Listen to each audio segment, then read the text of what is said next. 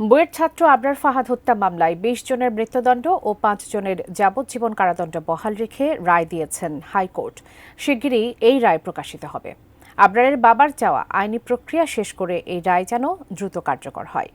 এই রায়ে সন্তুষ্টি প্রকাশ করে অ্যাটর্নি জেনারেল বলেছেন, বিচারিক আদালতের সাজা বহাল থাকায় সুবিচার পেয়েছেন আবরারের পরিবার।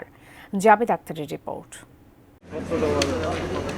২০১৯ সালের ৬ অক্টোবর বাংলাদেশ প্রকৌশল বিশ্ববিদ্যালয় বুয়েটের শেরেবাংলা হলে ইলেকট্রিক্যাল অ্যান্ড ইলেকট্রনিক্স ইঞ্জিনিয়ারিং বিভাগের দ্বিতীয় বর্ষের ছাত্র আবরারকে ছাত্রলীগের এক নেতার কক্ষে নিয়ে নির্যাতন চালিয়ে হত্যা করা হয়। এ ঘটনায় ক্ষোভে উত্তাল হয়ে ওঠে বুয়েট। ক্যাম্পাসে নিষিদ্ধ হয় ছাত্র রাজনীতি। আবরারের বাবা ওই সময় রাজধানীর চকবাজার থানায় হত্যা মামলা করেন। তদন্ত শেষে ওই বছরের ১৩ নভেম্বর বুয়েটের ২৫ শিক্ষার্থীর বিরুদ্ধে আদালতে চার্জশিট দেয় পুলিশ, যারা সবাই তখন বুয়েট ছাত্রলীগের নেতাকর্মী ছিলেন। চার্জশিটে বলা হয়, ছাত্রশিবির কর্মী সন্দেহে ভিত্তিহীন অভিযোগ তুলে আসামিরা আবরারকে নির্মমভাবে পিটিয়ে হত্যা করেছে।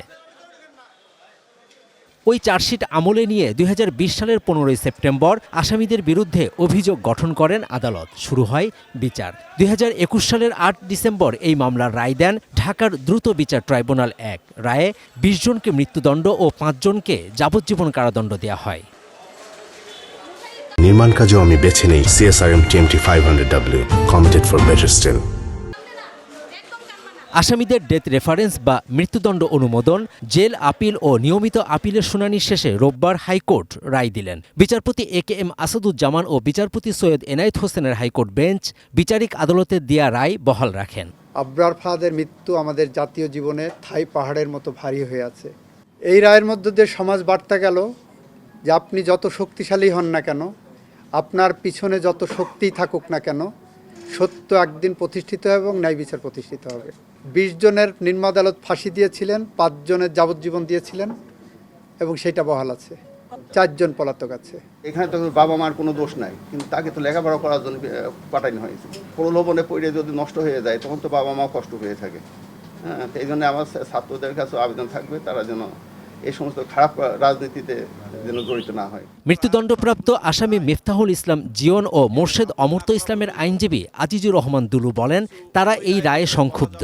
রায়ের সার্টিফাইড কপি হাতে পাওয়ার পরপরই মহামান্য আপিল বিভাগে আপিল করিব। আবরারের বাবা বরকতুল্লাহ ও ভাই বুয়েট ছাত্র আবরার ফায়াজ হাইকোর্টের রায় ঘোষণার সময় আদালতে ছিলেন। এই রায়ে তারা আপাতত সন্তুষ্ট। ৫ আগস্টের আগে আসলে চিন্তাও কখনো করি নাই যে এত দ্রুত একটা রায় আসতে পারে। এখনো হয়তো অনেকগুলো স্টেপ বাকি আছে, সেগুলো যাতে দ্রুতই সম্পন্ন হয় সেটা আমাদের চাওয়া থাকবে। অতি দ্রুত যাতে কার্যকর করা হয় এটা আমরা চাচ্ছি। ভবিষ্যতে যাতে আবরারের মতো যাতে আর কোনো ছাত্র কারোর বাপ মা যেন এইভাবে বুক খালি কাউকে যেন এভাবে অকালে জীবন দিতে না হয়, কোনো মা বাবাকে সন্তান হারা না হতে হয়। Javed Akhtar, ATN news, Dhaka.